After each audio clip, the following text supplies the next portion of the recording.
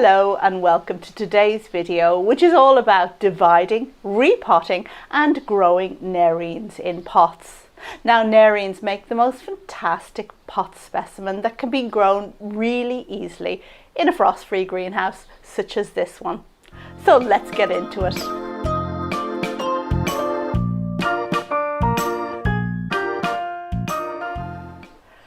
Hello, I'm Rachel from Dwensa Garden in Ireland, and before we get stuck into the information about repotting nerines, let me just say that I garden in what roughly equates to as hardiness zone 9.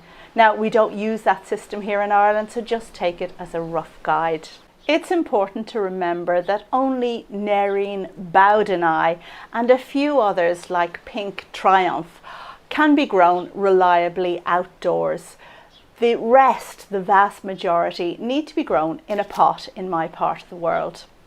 So they need temperatures that are frost free. They need to be kept at 41 degrees Fahrenheit, which is about 5 degrees centigrade. If temperatures dip below that, then they don't flower reliably, and there's absolutely no point in keeping nerines if you don't get them to flower. In today's video, we're going to divide and repot some winter flowering nerines, and at the very end of the video, I'm going to talk about care. The repotting of nerines is best carried out in early summer. Now, I'm not talking about Nerine Bowdeni, which is outdoors in the garden. That's best left to form large, congested clumps, and it's best not disturbed. But we're talking about potted nerines today, and they are best repotted around every 5 years, or when the pot becomes so congested that flowering is reduced. This pot of hybrid nerines needs repotting for a couple of reasons. Flowering has diminished over time and it's very congested. Some bulbs are even above soil level, when actually nerines need to be buried to 2/3 their height. So the top third is the only one that should sit proud of the soil. And also the pot isn't deep enough. Nerines require moderate to very deep containers in order to produce good blooming plants. So the first thing I'm going to do is remove the nerines from their pot.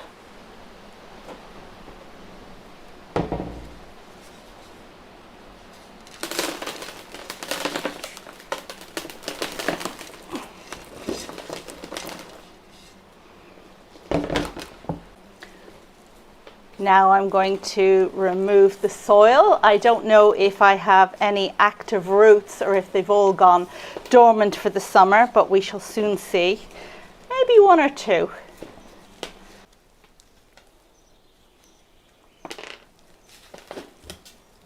And now I'm going to divide them into individual bulbs if they don't just fall apart in that way in the first place.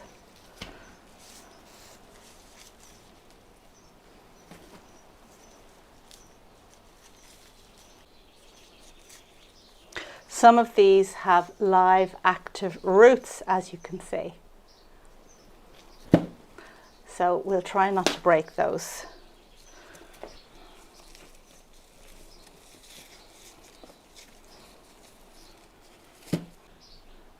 And as you can see, in this case, we have a baby bulbul that is nestling on the side of the parent plant.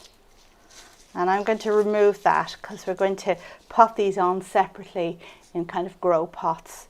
Best thing to do is to just press it with the base of your thumb like this.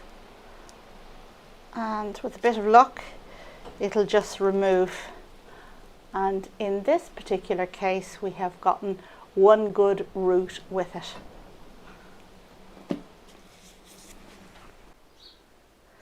Since I'm going to put 3 bulbs into each pot, I have enough here to make 3 good flowering sized pots, and then the others can go in community pots to just be grown on.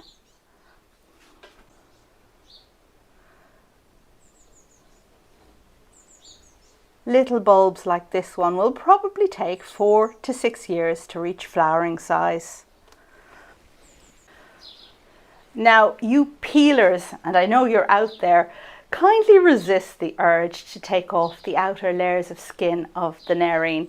It's a kind of protection, so you really don't want to make the bulb naked. To get the best out of nerines, you need tall pots that are relatively narrow. Choose a pot that's 20 centimetres deep. If it tapers slightly at the base, that's okay. And it should have 12 centimetres across at the top.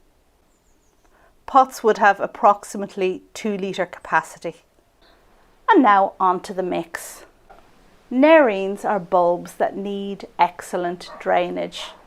Now, while there are various recipes out there for what mix you should use, I tend to trust the one that uses 50% inorganic components and 50% organic components. I use 1 part ordinary potting mix, 1 part soil from my garden, or leaf mould if you have it, because that's excellent, 1 part vermiculite, and 1 part large grit. These latter two are excellent for drainage. If you don't have all of the components that I mentioned, then just use 50% potting mix and 50% perlite or grit or vermiculite, whatever you have. I also add fertilizer into the mix, and nerines are plants which need phosphorus to improve flowering or to help flowering, and they don't appreciate nitrogen because that will just make them grow big and leafy as opposed to flowering. So I use a seaweed mix because that's low in nitrogen and should do really well. And my fertilizer of choice is the one from Ocean Leaves, which you can buy in any good garden centre here in Ireland or online from the website that I'll link to down in the description below. I'm now going to fill my pot with the mix. Now the aim is to cover 2/3 of the bulb, and that's what I've done. I've left about 1/3 proud of the soil, and that's because nerines, I guess they like to be baked in the sun. Do give your pot a good tamping down. Bash it a few times on the ground to make the soil settle and go down in between the roots. This is particularly important if you're not going to water after potting. Some growers prefer to water their repotted nerines in once, while others will leave the bulbs dry until the growing season. However, I will say, if bulbs come with live roots like mine do, they will probably benefit from a quick watering. In terms of watering, these bulbs need to dry out completely between waterings. That's when they're in active growth. These ones are not in active growth, and when they're not in active growth, when they're dormant in the summer, for example, then they shouldn't be watered at all. However, most growers agree that you get better flowering if your nerine bulbs aren't kept bone dry during the summer. So that means perhaps give them a watering or two from late July to August, just before they kick into flower. However, when nerines are in active growth, that means when they have leaves that you can see coming out the top of the bulbs, then you should water them regularly whenever they dry out completely. And with each watering, you should feed with a liquid fertilizer. Now, as I already mentioned, this is a plant that responds badly to nitrogen, in the sense that it will make a lot of leafy growth at the expense of flowers. So use something that's high in phosphorus, like tomato feed.